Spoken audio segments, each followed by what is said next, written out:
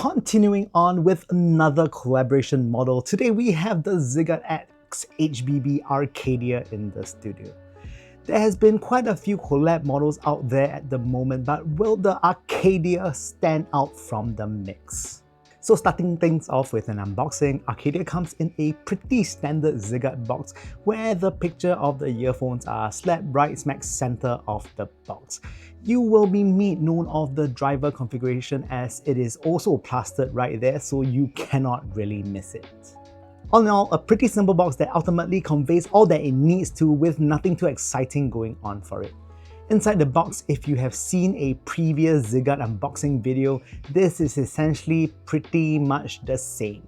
The Arcadia is sitting there in foam just like how it was done before, and most of the accessories are located in the carrying case. And inside the SID carrying case, you have the cable, a set of silicone ear tips, as well as a pair of foamies.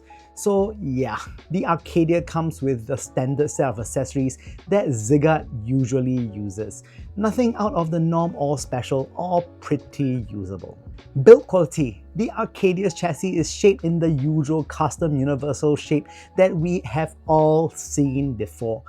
The cool thing that what Ziigaat did is that for collaboration models such as the Rite, Astrea, and now Arcadia, they have a glittery faceplate aesthetic. The Astrea has blue and silver glitter on the faceplate, symbolizing the stars as it is largely themed to a night sky.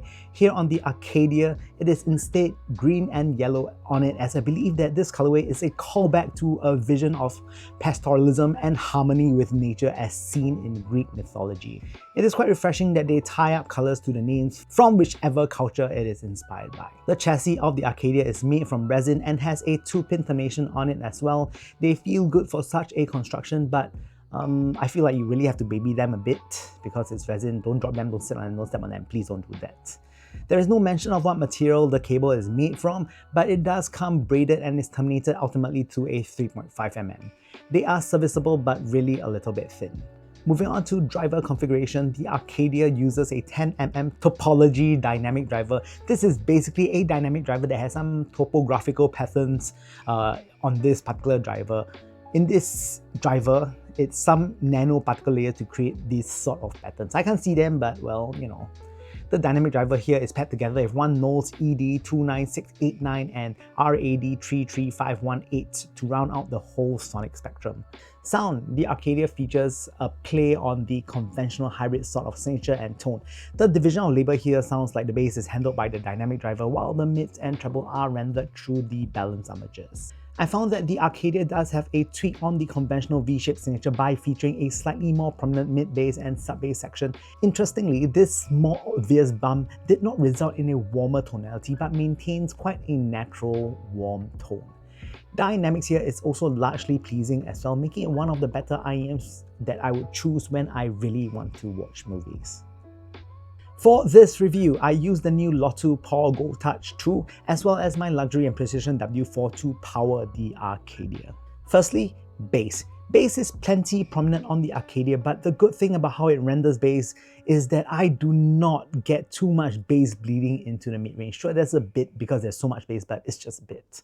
Bass is powerful and plentiful and maintains a clean and polite character in the whole sonicscape that is delivered through the 10mm driver. This in turn allows for a largely dynamic character which makes the Arcadia pretty lively sounding. Bass has a promising deep rumble that will allow bass enjoyers to feel the power of bass. But there is one thing to note though, I do find that bass to be a bit on the slower side of things, and as such, for music genres such as EDM, it will be fine. However, for genres that it's a bit more critical, such as classical music or acoustic music, where the focus is to keep the music as clean as possible, it can be a little bit distracting.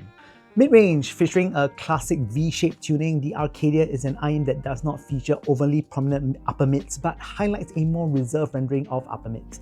This makes it suitable for folks who are very sensitive to shoutiness in this region, as it is essentially not shouty at all. Low mids is a little thicker here due to the prominent bass response, allowing for a slightly thicker instrument rendering. Instruments are largely clear and easily heard in the mix of music as well. Treble. The best aspect of treble on the Arcadia would be that it is largely inoffensive sounding, as there isn't any semblance of sibilance. It isn't the airiest sounding IEM out there, and as such, it will be an IEM for folks who are more sensitive to upper mids and treble. Next up, talking about soundstage, firstly, when it comes to width and height, the Arcadia has a larger than average presentation of width and height, but not to the point where I can classify them as huge, but still a fun listen nonetheless.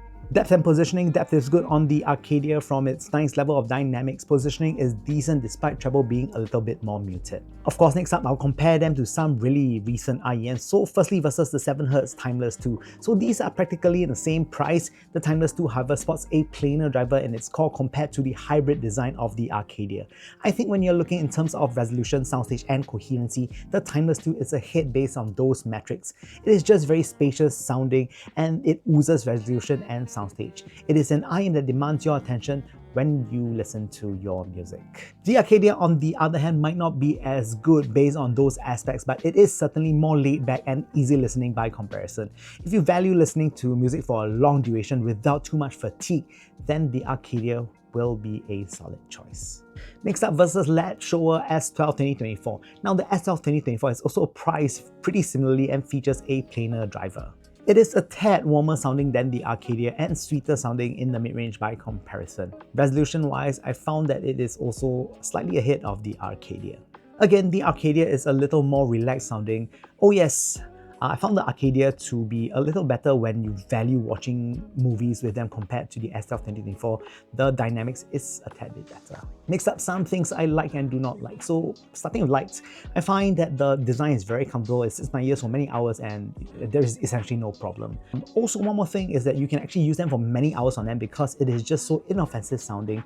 It is very relaxed. So if you're the type of person who want to listen to music for a really long time, it is one to consider. And lastly, I think that the level of dynamics is actually pretty good on the Arcadia. Now next, some things that I dislike on the Arcadia. So resolution can be a tad bit better. I think it's fine, it's just that its competition is a bit better. And next thing that I do not really like is the accessories. I mean, I think for the price, it can be a little bit better. And finally, let's get on to ratings. So starting on with bass, it is very full sounding, very big. It gets a solid 6.5. Mid-range, it's actually very relaxing to listen to the mid-range. It is very smooth, liquid, so it gets a 7. Treble, it's gently airy. It's not super in your face. And it's a very decent rendering, so it gets a 6.5. Resolution is pretty decent. It's a 6.5. Soundstage, it is better than average, so it also gets a 6.5. And lastly, the enjoyment factor. How much did I enjoy the Arcadia? It's a very solid IEM. It's great for movies, and I mainly use it mostly for that, so it gets a B+. And now in conclusion, the Arcadia is an IEM that is designed for more relaxed listening and can be used for long hours. I think it will make quite a good stage monitor, as the original goal is to use them for long hours without fatigue rather than to offer extreme solution all the time. So if you're a musician looking for something that you can use on stage, these are ones to check out. Yeah, with that said, thank you guys for watching a Super Audio Show. I hope you enjoyed this week's content. So with that said, if you like the content, please press the like and subscribe button right here down below. It helped me out immensely. With that said, I hope to see you guys really soon next year in 2024 for friends who follow the channel and are in America. So I'll be going to CanJam NYC. So if you see me there, do drop by and say hi. It's very nice to see everybody. I was in SoCal last, I don't know when, September, I think. It was very nice to see you guys. So if I can see you guys there again, it's fantastic. With that said, I hope to see you guys soon. Hey, 2025, not 2024 guys. I can't say so I have to beat that out. Bye guys!